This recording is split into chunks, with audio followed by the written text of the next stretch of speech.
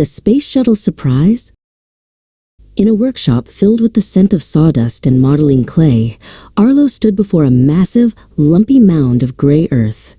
He was a master builder who dreamed of the stars, but for now, his feet were planted firmly on the floor.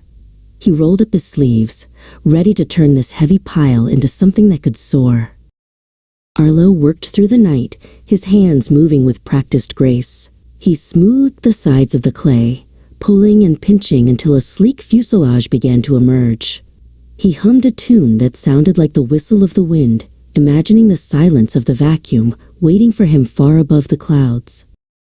Suddenly, a small clatter echoed through the room. Pippin, a tiny robot made of polished brass and recycled tin, rolled into the light. He was carrying a tray of tiny, glowing gears and copper wires.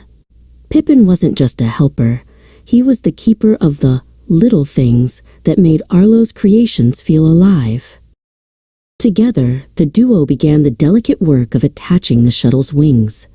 Arlo held the heavy clay pieces in place, while Pippin used his mechanical precision to solder the internal supports. The workshop felt warm and energetic as the shuttle finally began to look like it could actually fly. Once the structure was solid, Arlo reached for his brightest paints.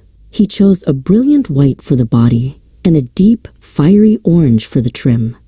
With every stroke of the brush, the clay transformed from a simple craft project into a vessel of destiny. He painted the name, the Star Seeker, across the side. While Arlo was busy cleaning his brushes, Pippin noticed a small opening in the rear of the shuttle. He reached into his chest compartment and pulled out a shimmering, pulsing crystal he had found in the woods.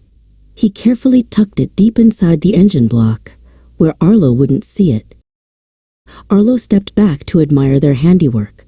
He added a final touch, a clear glass dome for the cockpit. "It looks perfect, Pippin," he whispered. "It's the best model we've ever made. I wish we could actually climb inside and see the world from up there." As soon as the glass dome clicked into place, the shuttle began to hum. The workshop floor vibrated, and Pippin's eyes whirred in excitement.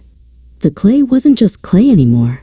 It was glowing with a soft, ethereal light from the inside out. The shuttle hovered a few inches off the table. "The surprise!" Pippin chirped in his metallic voice. Arlo gasped as a small door on the side of the shuttle hissed open, revealing a cabin that looked much larger on the inside.